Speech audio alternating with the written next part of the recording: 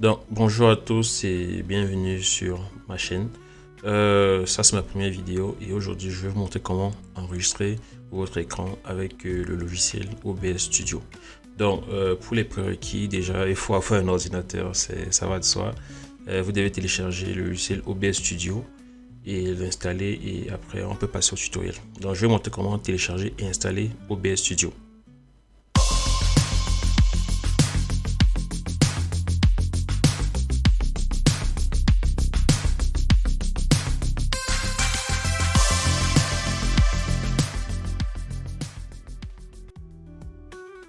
Ok, donc pour télécharger OBS Studio, vous allez prendre votre navigateur, que ce soit Chrome, Microsoft Edge, Safari, Opera, quoi que ce soit. Donc moi je vais prendre Chrome. D'accord. Donc dans la barre de recherche, vous tapez juste OBS simplement. Normalement, vous devez atterrir sur cette page-ci. Vous allez partir sur téléchargement ici. Ok, donc là il vous propose de choisir votre système d'exploitation. Là nous avons Windows. Vous avez sur Mac et Linux. Donc moi je suis sur Windows, donc je vais cliquer sur Windows. Ok, version Windows, Windows 10 et 11. On va télécharger l'installateur. Bon, mais moi je peux le télécharger parce que je l'ai déjà. Donc ça ne sert à rien. Donc vous allez juste cliquer sur télécharger l'installateur et le téléchargement devrait commencer comme ceci. Donc je vais annuler et on va continuer le tutoriel ensemble. Donc après avoir téléchargé et installé OBS en faisant suivant jusqu'à la fin, vous pouvez lancer OBS. Donc vous allez juste venir sur le bureau, double-cliquer l'icône. Donc moi je vais ouvrir une deuxième instance pour le tutoriel ici. Ok, donc ça devrait se présenter normalement comme ça. Si c'est la première fois que vous lancez OBS, normalement vous devez avoir une sorte d'assistant de configuration comme ceci qui vous propose trois options. Donc optimiser pour la diffusion en direct, l'enregistrement secondaire. Ça veut dire que si vous voulez utiliser OBS pour faire du stream, c'est le premier cas. Mais bon, pour nous, on va juste enregistrer. Donc, ce tutoriel est juste pour enregistrer. Peut-être dans une autre vidéo, je proposerai comment est-ce que les paramètres à avoir pour faire de la diffusion en direct. Donc, on va prendre sur optimiser pour l'enregistrement. On met un clic dessus et on va sur suivant. Bon, là, il vous proposera quelques paramètres en fonction généralement du matériel que vous avez. Raison de base, donc là en fonction des paramètres vous allez devoir généralement modifier. Si vous avez une machine pas très performante, on va dire un Core i3 par exemple ou un Core i5 d'ancienne génération, vous allez peut-être partir sur du 1920 ou peut-être du 1280 par 720. Donc ça c'est la 720p, la HD, et 1980 c'est la Full HD. Donc mais nous on va partir sur du 1920 par 1080. FPS, débit d'image, donc ça dépend généralement du contenu que vous voulez faire. Si vous êtes plus dans des tutoriels comme la vidéo que vous regardez actuellement, vous pouvez aller sur du 30. Mais si c'est pour faire des contenus avec des trucs comme des jeux vidéo, c'est mieux du 60 parce qu'il y a beaucoup d'images à l'écran et c'est plus fluide en fait. Donc c'est mieux du 60 pour du gaming, du 30 pour des vidéos, des tutoriels, de présentation et tout ce que vous voulez. Donc, mais vous pouvez toujours aller sur 60 si vous voulez avoir plus de détails en fait et de fréquence d'image. Donc on va partir sur du 60. On va mettre sur suivant et là il va faire quelques tests pour l'encodeur. Vous pouvez vérifier vos paramètres et vous proposer des paramètres adaptés à votre matériel. Donc on va attendre que ça se termine et avoir la solution. Donc là il teste différentes résolutions comme vous voyez ici. On a 853 par 480 en 60 fps. Là on a 640 x 360 en 60 fps également. Et il va tester plusieurs résolutions et vous donner un verdict.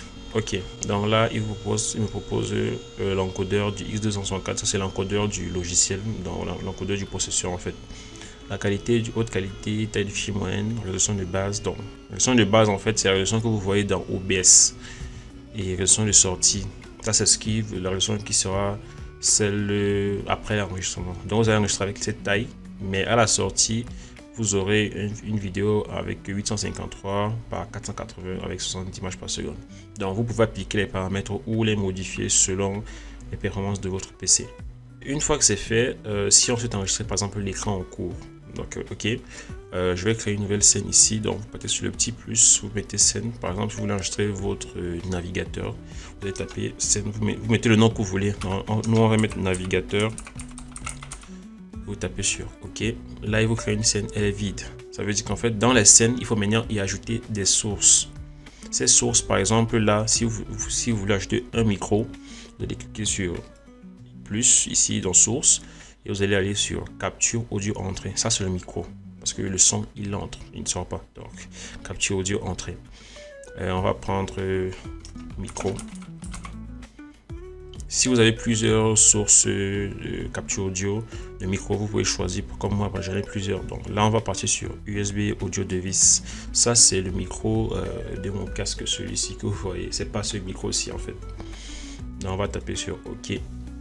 Et normalement, si tout est bien, la barre bleue ici, vous devez avoir le spectre qui devrait bouger, comme actuellement c'est le cas. OK.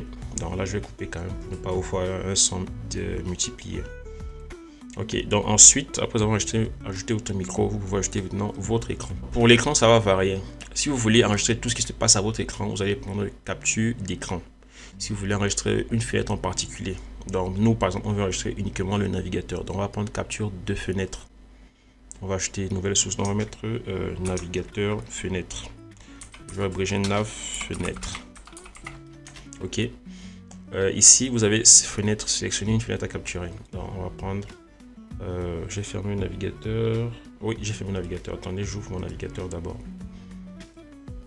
Ok, là il est ouvert. Donc on repart sur OBS. Et ici on va choisir. Oh, il faut actualiser. Donc on va mettre automatique. On laisse d'abord ça comme ça. Et on revient ici. On choisit Chrome. Là vous voyez, il capture uniquement le navigateur. Ça vous dit que si vous fermez le navigateur, vous ne capturez plus rien. Donc après, vous pouvez acheter une caméra comme moi par exemple, si vous voulez, hein, mais c'est pas, il y a des gens qui n'aiment pas qu'on voit leur tête sur internet. Donc à ce niveau, c'est déjà correct. Vous avez votre micro, vous avez votre image. Donc tout ce que je ferai désormais sur OBS, sur mon navigateur, sera enregistré par OBS. Donc là, c'est, vous voyez que si, attends, j'ai pas mis le curseur, propriété. Méthode de capture, ok. Zone capture le curseur, ok, c'est bon. Donc là, actuellement, tout ce qui se passe dans cet écran-ci, vous voyez que là, il est avec des bordures jaunes, c'est parce qu'il capture uniquement le navigateur. Donc tout ce qui se passe est enregistré par OBS. Donc là, maintenant, à ce niveau, c'est déjà correct. Vous n'avez plus qu'à cliquer sur démarrer l'enregistrement pour commencer à enregistrer. Maintenant, les quelques paramètres pour enregistrer. Si après vous comptez faire du montage, c'est important de bien gérer ceci. Donc on se rend dans paramètres ici et on va sur vidéo. Dans le côté de gauche, vous allez sur vidéo. Là, vous avez encore la résolution de base et tout, mais vous pouvez laisser ça ainsi ou modifier selon votre convenance.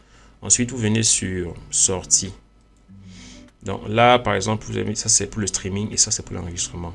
Donc vous allez choisir le chemin d'enregistrement si vous voulez enregistrer sur un autre disque dur. Je vous recommande d'enregistrer sur le disque C. Si vous avez un SSD, c'est plus rapide en fait.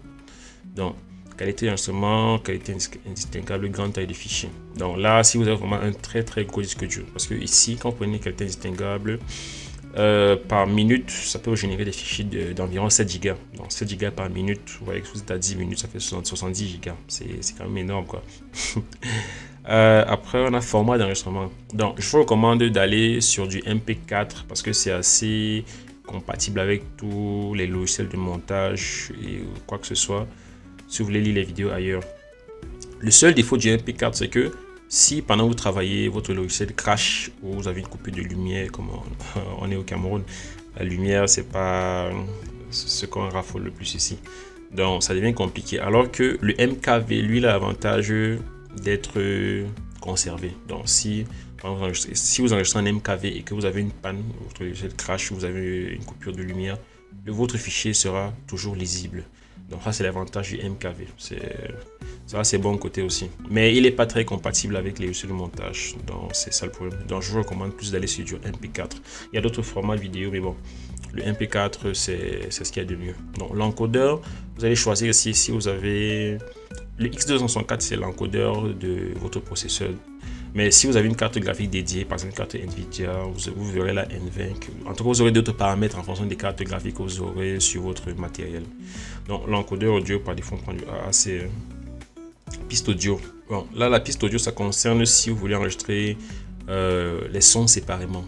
Par exemple, là, vous voyez que chez moi, j'ai coché 1 et 2 parce que le micro avec lequel ce micro-ci, il s'enregistre sur la piste 2 uniquement. Et le bureau s'enregistre uniquement sur la piste 1. Donc au montage, en fait, je peux baisser le volume de l'un sans affecter l'autre. Donc c'est très pratique, surtout quand on fait du montage vidéo. Donc ça sont les paramètres vraiment basiques. Il n'y a rien à modifier après. Donc c'est essentiellement tout ce que j'avais à vous montrer sur ce tutoriel. Donc n'oubliez pas, si vous avez aimé la vidéo, lâchez un like, abonnez-vous, commentez si vous avez des questions, ça fait toujours plaisir. Et merci encore. Donc on se retrouve la semaine prochaine pour une autre vidéo. N'hésitez pas à laisser des commentaires si vous avez des idées de vidéos que vous aimeriez dont je m'occupe, et ce sera avec plaisir. Ciao.